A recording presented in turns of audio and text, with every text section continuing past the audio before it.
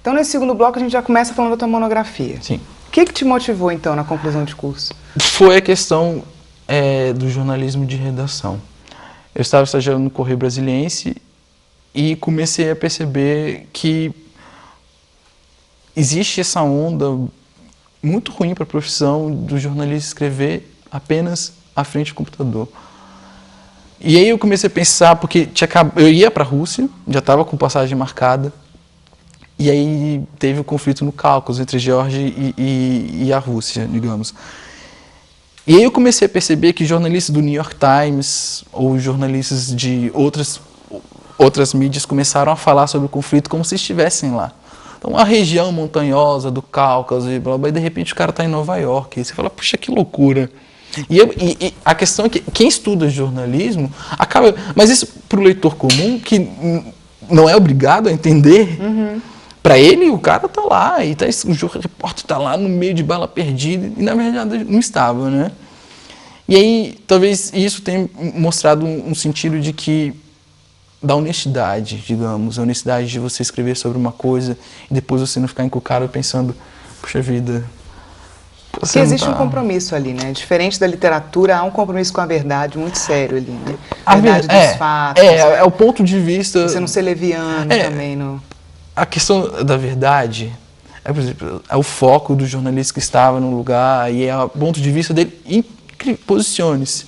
Mas o fato da terceira pessoa, a questão do jornalista não ficar sempre escondido ao ele, e não poder se posicionar, aí fica muito esquisito, porque eu acho que a honestidade vem no eu. Cara, pô, eu estou no Cáucaso neste exato momento, pronto. Porque se ele fala besteira, é ele que está falando, né? Mas ele se esconde, até atrás do computador, se a gente for utilizar essa metáfora, porque ele fica lá, ele está no ar-condicionado, e fala sobre um conflito sobre dois países os quais ele não tem nenhum tipo de afinidade, nunca foi a Rússia. E esse é o problema que eu percebi quando eu fui morar lá. Basicamente, acho que de um modo geral, o brasileiro se sente muito incomodado quando estrangeiros falam sobre o Brasil. O país do samba, o país do bumbum, o país da mulata. E aí a gente faz isso com outros países também. Por causa, não sei, de repente de um American Way of Life, digamos assim, que nossa cultura é muito influenciada pelo ponto de vista americano. Muitos brasileiros com os quais eu conversei, eles tinham uma visão de que a Rússia, você vai morar na Rússia?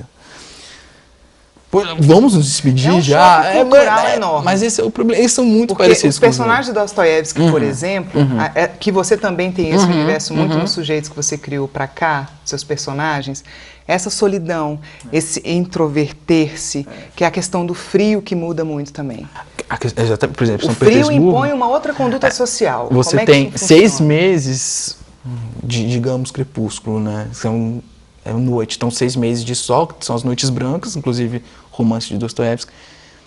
O engraçado da Rússia, vai ser muito difícil para vocês editarem essa reportagem, mas vamos lá. Eu morei na mesma rua onde Dostoiévski morou. Ele morava na Kuznetsny Periolok. E tem até hoje o apartamento museu dele, que você vai lá e tem as escrituras dele. E eu morei nessa mesma rua. Coincidentemente, eu não pesquisei, né? Eu quero morar na rua de Dostoiévski.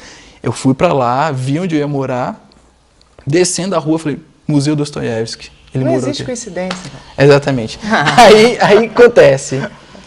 E a partir daí, aquilo foi uma loucura. Então, eu fiquei 6, 7 meses lá e eu sempre escrevendo, com aquilo na minha cabeça. Puxa vida, o cara estava aqui perto, assim, no século passado e tudo. Aqui, né? Estava aqui, nesse lugar. E aí a questão, só voltando, os russos são muito parecidos com os brasileiros. No sentido de quê? Humor, reclamar das pessoas falando mal do país também. Mas esse é o problema. Aí você tem que ir, a pessoa tem que... Para quebrar todos os paradigmas de que a Rússia é um país... vai voltar à União Soviética. Tem agora essas questões do Putin, mas são questões políticas que sempre ocorreram no leste europeu, principalmente depois da queda do Muro de Berlim. Que são questões que são países se acostumando à democracia, digamos assim. Você ainda vai ter momentos de altos e baixos. E aí as pessoas acharem que, puxa, você vai lá, os russos comem criancinha, os comunistas eles estão lá escondidos. Não é nada disso. País com pessoas incríveis que vão lhe receber muito bem. E eu acho que parece que eu tenho essa dívida com a Rússia, sabe? Sempre quando alguém me pergunta, eu faço questão de mostrar que não é nada disso. A sua experiência lá foi outra. Exatamente. Porque as pessoas têm muito essa, não, vou para os Estados Unidos. Que legal, eu adoro os Estados Unidos também, acho que é um país incrível. Agora, tá na hora das pessoas acabarem desse sentido de, poxa, eu nunca fui à Rússia e vou falar como se eu fosse uma expertise na Rússia, entende? Aqui é bobagem, porque tem que ir lá e ver que não... Você ficou quanto tempo lá? Eu fiquei de 6, 7 meses. Mas aí eu já estudava há muito tempo a cultura, né? Então praticamente foi uma confirmação. Aí eu fui terminar meu curso de russo e... Exatamente a questão que eu estou te falando é a dívida que eu tenho com o país, que é sempre que eu tiver oportunidade, eu vou procurar... É a mesma coisa com o brasileiro. O brasileiro aqui no Brasil, eu percebi isso. No Brasil fala mal do país, chega lá fora, qualquer um que fale, não, eu vou proteger o meu país com unhas e dentes, né? Mesma coisa com a Rússia, as pessoas precisam... E a gente está no século XXI. E como é que você trouxe isso para os seus personagens, por exemplo? Olha... Do mesmo jeito que... É essa questão da... Porque tem muitas notas de lá. Sim. Você tem, inclusive, um trecho do livro inteiro que são digressões. São blocos de digressões conjuntas que você reuniu ali depois de relatar um sujeito que morava num prédio, numa narrativa aparentemente banal, cotidiana. Sim. E aí você parte para um bloco de digressões.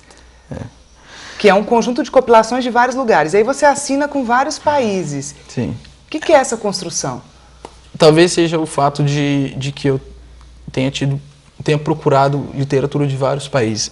Ontem, inclusive, eu escrevi no meu blog sobre escritores húngaros, que acho que é muito interessante para mim. Acho que cada escritor vai lá ter um determinado tipo de influência, mas o meu lance sempre foi buscar influências de vários escritores. No livro, especificamente, quando eu terminei, inclusive, de diagramá-lo, eu tinha acabado de voltar da Rússia, então tinha os textos da Rússia, eu falei, poxa, eu vou colocar até para encorpá-lo um pouco mais. Hoje em dia, por exemplo, ainda obviamente, Dostoiévski, Tolstói, todos esses escritores russos ainda estão presentes na minha narrativa. Mas tanto que no final você faz uma compilação de autores aqui, que eu acho que para qualquer pessoa que esteja afim de... Vai lá, eu preciso algum dia na minha vida ter uma noção do que eu preciso ler. Eu acho que você colocou uma lista aqui absurdamente maravilhosa, porque você vai de Camus a Borges, você passeia por Dickinson e vai... várias coisas, Dostoiévski, Twain. E 2 elementos me chamaram muita atenção na tua narrativa aqui. As contaminações, né? As citações, que eu vou até te perguntar o que é isso que você fez aqui. O Bradbury e o Orwell. Nossa, dois porque eles tratam de coisas que eu gosto muito. Sim, adoro. Que é essa coisa da cidade, né? Do social, da vigilância, do que vai ser. Orwell, para mim, ele tem textos jornalísticos incríveis. Você pode ter uma coletânea da Companhia das Letras chamada Dentro da Baleia, que é de onde eu tirei o nome do meu blog, que é Fora da Baleia. Que você vê os textos que ele escrevia e, poxa, que cara incrível. E, infelizmente, o Orwell, assim, de certo modo, ele é conhecido pelo 1984, Revolução dos Bichos. Mas os textos, por exemplo, tem Como Morrem os Pobres, também da Companhia das Letras. Nossa, que escritor fantástico. É muito perturbador. Eu fico perturbadinha da ideia. Assim, tem muita coisa caricata ali, né? Até falou que tem um texto da The New Yorker falando sobre o 1984 de Orwell demorou um pouco para chegar. Que é tentando contextualizar ao século XXI os textos que ele escrevia. E o Bradbury também, que, puxa, foi uma pena. Já estava velhinho, né? Mas é sempre triste a gente ver um cara tão incrível, né? Porque ele não vai escrever mais, né? Ficou. Puxa, o que ele publicou ficou. Mas são livros incríveis. Você vê Fahrenheit, você tem... São escritores que eles tinham essa... É um pouco o que está acontecendo agora com o e-book, digamos. Paralelamente, você dizer que o livro vai acabar problematizar a questão, mas de uma forma inteligente, não catastrófica. Né? E aí o Bradbury fala uma coisa que vai um pouquinho assim, nesse lance do Orwell, que é... Você não precisa de uma polícia vigiando a população. Façam que a população não leia mais, né? E no meio disso tudo, você tá com o Henrique Villa-Matas. O Henrique Villa-Matas é um problema na minha vida, né? Você não gosta do Henrique Villa-Matas? Não, eu gosto. Eu acho que vem do Paulo e é uma coisa que a gente precisa resolver, né? Porque eu ficaria assim uns 5, 6, 7 tirando de letra falando sobre essas questões despertadas pelo Villa-Matas. Sim, sim. Uau, Villa-Matas, ele, nos textos mais recentes, tem muito Villa-Matas, é impressionante. Eu acho que é o seguinte, eu fico imaginando o escritor que não gosta de ler, o jornalista que não gosta de ler, enfim, as pessoas que trabalham com a escrita que não gostam de ler. Isso é muito incongruente. Né? Porque são os professores, são os mestres, e você não aproveitar esse tipo de ligação. Eu imagino, todo professor um dia foi aluno, e escritor é a mesma coisa. Tá, pode até existir esse mito de que o sujeito nasceu com o dom de escrever, mas o cara lê, sabe? Pode ver as entrevistas da Paris Review, que você vê lá que tem aquela onda, o feitiço de saber a vida do escritor, né? O cara lê pra caramba, sabe? A casa é sempre cheia de livro, então não tem essa de... E o Villa-Matas enxerga um pouco isso, né? Porque ele utiliza um pouco que muitos escritores têm essa da citação ou de uma influência, mas ele joga as claras, né? Ele coloca as influências como personagens, entende? Não, e aí eu já vou bater uma claquete aqui pra gente deixar uma pergunta aberta pro terceiro bloco. Sim, sim. Que é justamente o teu lado de como ser um escritor. Eu quero que você pense um pouco, pra gente poder contar aqui para as pessoas como é que funciona para você a questão da elaboração de escrita.